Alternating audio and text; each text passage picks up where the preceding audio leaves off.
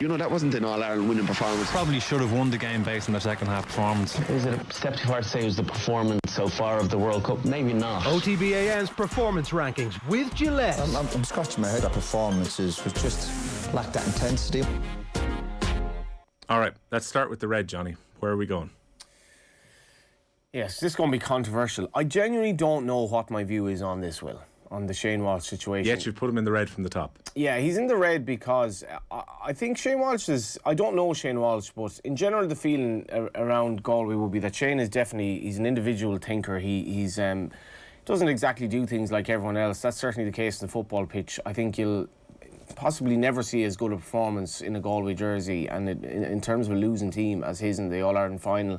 Still think he should have gotten man of the match. I think he thinks that as well. Do you see his statement yesterday where I think line 3 of the statement was arguably a man of the match performance in the final? Now I'm not sure whether that was the PR company that he was sending the statement out from decided to add the little editorial line in there, or whether that was Shane Walsh himself saying, you know what, I probably should have got man of the match ahead of David Clifford. Yeah, we'll have to try. Colm has a great capacity to get people on the show. We'll have to try and get Shane Walsh on at some stage, but you know, he's probably right on that, in fairness. But I don't know how this sits with me. He's getting to that stage for his career, obviously, where he wants to play as much top level football. He's 29, and he does you know, have that commute to Kilkerrin-Clonberne for training, which would be give or take sort of an hour 45, 2 hours, probably 2 hours really, over and back. Yeah. So there is that, and I'm not sure I really like the way the club has reacted to this, because I think, in fairness, I mean, they're trying to stop it, but at the same time, if Shane wants to do this, I mean, the club shouldn't really be stopping him. He's given service to Kilkerrin-Clonberne. Lord knows how good they are because of him, and obviously they're not a senior team, so he's an incredibly good footballer at that level, and he's decided at this stage of his life that he's in Dublin. At the same time, it doesn't rest that easy with me just to be joining a club that big, and I think the vast majority of players just wouldn't do it. I don't know what you think. Yeah, look, I think the super club side is where most people have taken issue with this. So, look, I don't think the chairperson of Kilkerrin-Clonberne held himself... I think he was counterproductive in his comments at the weekend. To come out as strongly as he did in that piece with Sean McGoldrick to say, you know, we're going to fight this all the way and this is the wrong decision and we want him to stay and we're incredibly disappointed and heartbroken about the fact that he's going to leave. Of course you don't want to lose your star player, but it happens all the time that players travel to other ends of the country and they join a club. Now, the problem with joining the Super Club is that he's gone to the current Dublin champions in Kilmacud Crokes, who were the Leinster champions of last year and who were a whisker away from winning an All-Ireland final against Kilcoo. Now, this is a huge boost to them to bring in an inter-county star, one of legitimately the best players in the country, who's going to come in to bolster their attack. Like, good luck to anyone in the coming weeks, if this transfer is rubber-stamped as we expect it to be, trying to stop both Paul Mannion and Shane Walsh in the same attack. Like, how killer are Kilmacud Crokes going to be, particularly on the counter-attack this season with those two players. Yeah. But this is an internal problem to an extent with Dublin. It's not a uniquely Dublin problem. Like, you look at Tomas O'Shea going to Nemo Rangers. You know, there's a list of players who've gone across the country and have joined, you know, big teams when they go into a different city or into a different county. But because in Dublin you're not bound by the same parish rules that you are elsewhere in the country, it means that when you come into the county of Dublin, you can effectively play for any club within it once you're living within the county. Yeah. So therefore, you're naturally going to make the decision to go and play for Kilmacud Crokes. And Shane Walsh said in a statement, Johnny, he wants to play for them for the foreseeable future. Now, look, I've no doubt he's studying in Hibernia College at the moment, and he was mentioning the fact that John Dively, one of the selectors with the management team this year, was giving him a lift over and back to Dublin, and he was doing that for inter-county, but he wants to play for the foreseeable future for Kilmacud Crokes.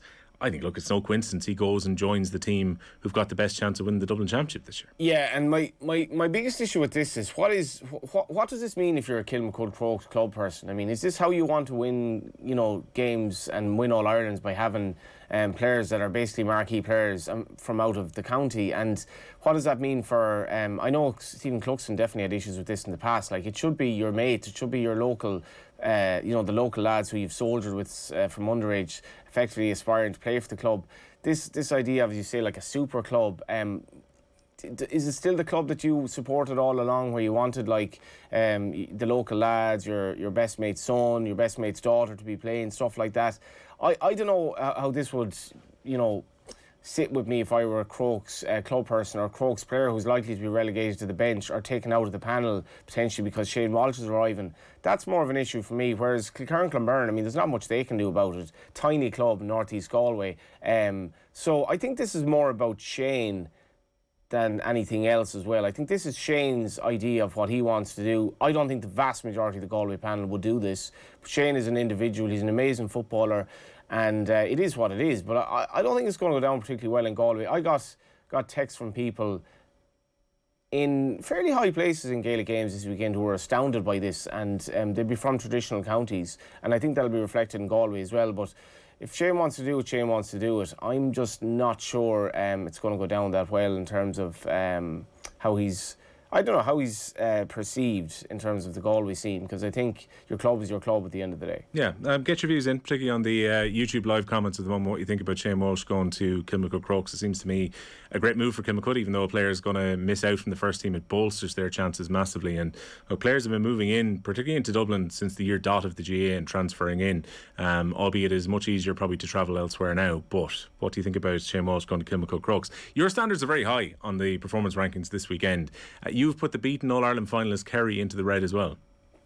Yeah, I did get a bit of help from Colm now with these performance rankings, but I think in fairness to Kerry, they'll have a lot of regrets because of the start that they had and the fact that they were so well beaten in the second half. It's very, very difficult for a team against the physicality of Meath and this kind of winning machine that they've become, allied to a defensive structure that's very, very hard to break down once you start falling behind. I think maybe Kerry, you know, this cliche that you can start a game too well, but I think they were probably a bit mentally shot that their lead was eroded so fast, and they'll have massive regrets.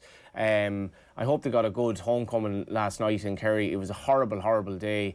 I was actually travelling against the bus as it was coming down and saw the team bus. I think they were stopping off in Castle Island, and Kerry was strange the weekend. It was horrible for 2 of the 3 days, and yesterday was a really wet day. I hope they turned out to see them, and I think with Kerry, maybe as much as their performance rankings aren't favourable, I think they'll have learnings from this. Like Meath, they'll be wondering, how do we kind of build on this legacy? We're losing players, we've gotten into the winning habit, but I think Kerry will definitely learn from this and come back. They have a very good forward line that probably didn't perform as it would like to on the day, but they will definitely have a lot of regrets as well after the start that they had. Yeah, like after Louise Nimmer puts the ball in the net, 5 minutes gone, you're 1-2 to no score up against the defending champions, but in a way kind of poked the bear from Meath because they had a very good spell after that. And then Meath's defence, we'll talk about this at Molesey a bit later on, were so good in the second half, particularly in the 35th minute on. Kerry really struggled to create chances in front of goal, and then Meath had that bit of a finish in them as well, which is seeing them go back to back. Like, to me, this story is remarkable, John, when you consider, we'll talk about Meath a little bit further up in the rankings, but to go 5 years in a row in All-Ireland finals, you know, you have to lose a couple before winning the intermediate and now winning 2 seniors in a row. There's no more fairy tale story probably around than going from, you know, nearly runs in the intermediate to now being the best team in the country back-to-back years. It's totally inspirational, and like even Asher in the final, like what odds were they? I mean, they were kind of like young upstarts going into the final and weren't expected, and now sort of 12 months later you're talking about them like absolutely hammering Kerry and having a smattering of players that are essentially in their 20s and have, I suppose, there are definitely aspects of the men's game that they've embraced in terms of that defence structure. I'm fascinated to see what Andy Moyle says, because I thought Vicky Wall's comments about the rules of the game, and you know, she kind of plays on the edge where the game is going. There was very little physicality allowed. That's not having a go at Maggie Farley, the referee, because she's applying the rules of the game. Yeah, absolutely. But it was so stop-starty in the second half, and there were so many hits that were like, to me, seem very fair, and they're the type of things that you want to see in the game, where the ball is getting turned over and big tackles are going in, but constantly it was just free after free after free. So then you look at, you know, so Vicky Wall and Murray basically clash in terms of their comments afterwards, and I think this is really intriguing as to where this game is going, because it's getting better so fast that it is going to have to probably, you know, back down in terms of the rules, you know, say that the rules are right, or actually I would tend to agree with Vicky Wall. Like, Vicky Wall has gotten her move, and she's the marquee player in the game now because of that way that she plays, because of that all-action energy, physicality. And if Vicky were to be, like, you know, basically given freeze against her, yellow cards like left, right and centre, she wouldn't be the player that she is. So there's an existential question there, where is this game going to go? So that's probably the big talking point, I think, out of the final, because it became a bit of a mismatch in the end. Yeah, just before we get into Amber, a couple of the comments coming in the YouTube. Sean's been contact Crokes only had one outside player in last year's championship. Super club, but all homegrown. Noel Cal on the other side, totally agree. The fact that he's joining a super club leaves a very bad taste in the mouth. Right, Amber then. I had a feeling this was going to happen on Friday. We were talking to Sligo Rovers and we were chatting to Clonberne about St. Pat's, and the feeling was, Johnny, that after their European exploits on Thursday, they had to win their respective games in the FAI Cup at the weekend, because aside from the Cup and in Pat's case trying to defend it, this was a very important avenue to potentially get back into European qualifiers next year, and both slipped up. I think this is mad. Like, so you had the non-league clubs in the FAI Cup, Will, were given absolute batterings, and some of the betting moves around those games would suggest that they were entirely predictable, and I think that's worrying, because you need a bit of romance. The romance we got from the competition was the First Division teams beating exalted Premier Division rivals. So, like, how can Sligo Rovers go from beating Motherwell on aggregate to losing at home to UCD in the league, and then losing at home to Wexford, albeit after extra time?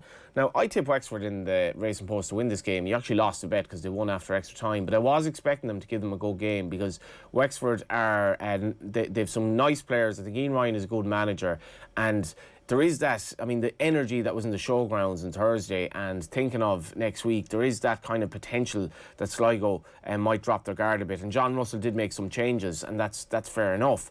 But for them and Pat's like conceded 3 goals at home to Waterford in the first half. Paddy Barrett, I think, came back for his first game of the season, and maybe some of their changes backfired. But I was thinking here, if Pats hadn't done what they had done in Europe, this would be a disastrous result, because they're not having a great time in the league. They're doing okay, but they finished second last season. And there has been a little bit of talk that Tim Clancy would have been under a little bit of pressure. I didn't particularly buy into that. But if this hadn't been preceded by the European result, he definitely would be under pressure, because they won the Cup last year, and they're knocked out at the first hurdle. It's an avenue back into Europe that's realistic. The league is realistic for both Pats and Sligo, but it's odds against it for both of them at the moment that they qualify through the league. And to go down to teams in the First Division that, let's be honest, are not even in the title race really. Waterford have had a patchy campaign. Wexford are clinging on to a hope of finishing in the playoffs. I think Wexford might just get into the playoffs. They've been in good form recently as well, but the thing that really I noticed at the weekend, Johnny, were the amount of Sligo fans who were bemoaning the fact that some of their fellow Sligo fans went along, queued up to get the tickets for the Viking game, and then didn't stay around for the FAI Cup game. Yeah,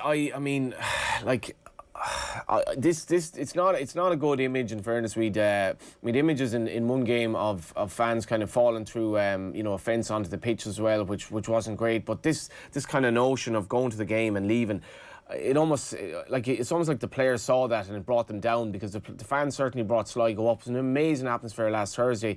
I guess if it's your only way of getting a ticket, maybe they had family things on that day. People aren't going to go to every game. You're not going to get knocked for not going to a game, but it's just not a great kind of doesn't set a great agenda, does it, to go along the team is playing and just go home, because the Cup is the Cup. Like, I'm a Galway United fan, Will. I was absolutely thrilled that Galway United got a relatively easy draw, ended up winning 7-0 against Bluebell.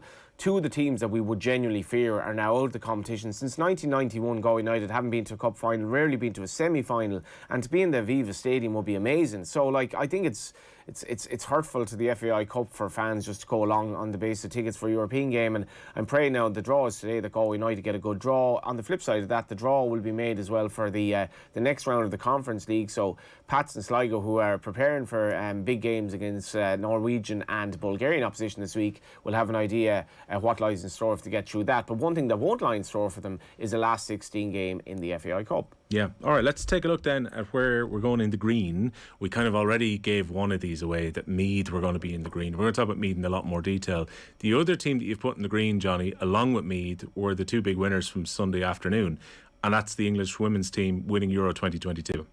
Yeah, and I think this has been the coronation of an amazing tournament.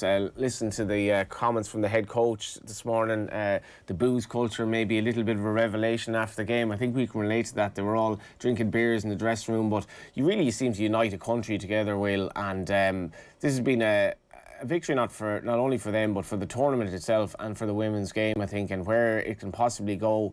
I genuinely do think that what they have done for young girls around the world and around Europe is totally amazing that they can dream, go out into their back garden and want to be footballers now, whereas they might, 10, 20 years ago might even have been in their heads. This has been mass media exposure of an event that has been thoroughly justified. It's been justified by the figures watching it, people who are clicking online to listen, to read stories about it, and obviously the England team deserve the plaudits. This was some really good teams in this tournament, and obviously the Royals as well. How could you leave them out?